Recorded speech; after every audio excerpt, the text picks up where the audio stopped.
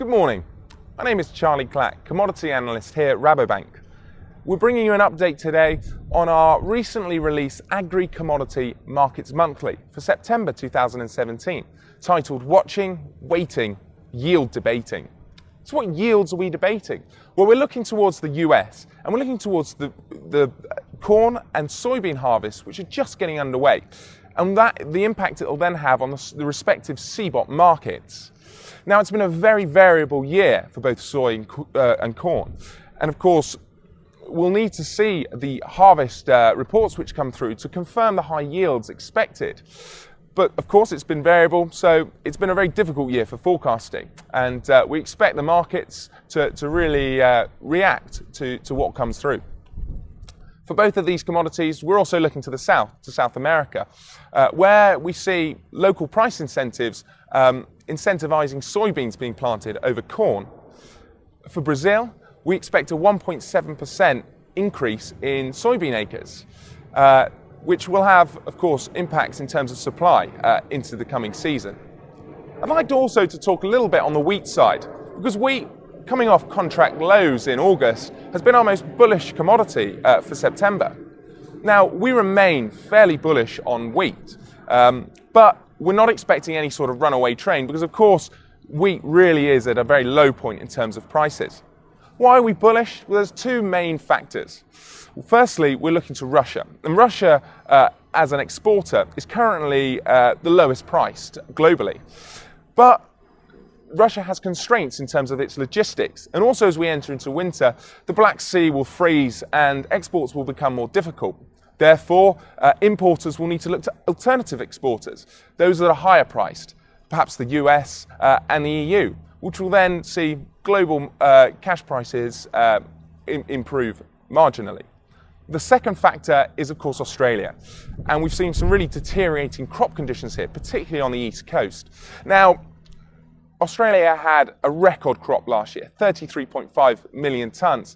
But this year, because of these poor crop conditions, we're seeing something more in the region of 20 million tonnes, probably below that, which really means that exports will not be so available. And those Asian nations which rely on Australian exports will look to other nations, will look to the US, to the Black Sea, and to the EU.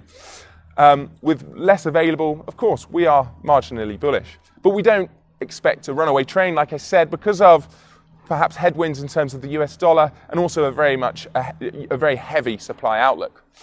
That's it for the grains. I'll just hand you over now to Carlos Mera, who'll give you a rundown on the soft commodities.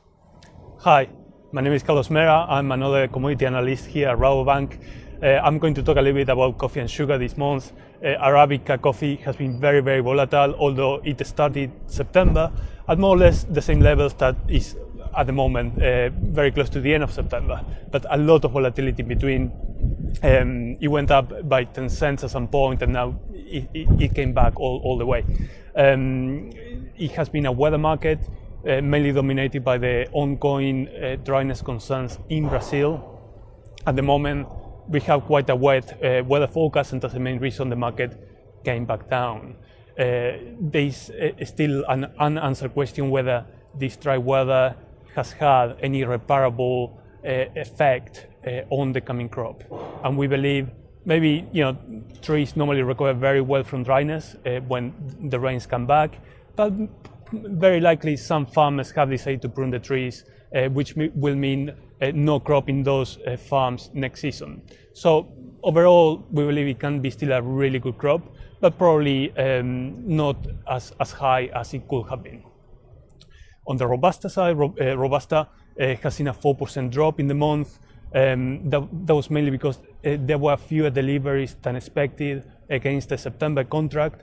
And when somebody delivers, that coffee may have a waiting queue of up to 60 days to be taken outside the certified warehouses. Fewer deliveries means more coffee available. And that was the main reason why the market dropped so much.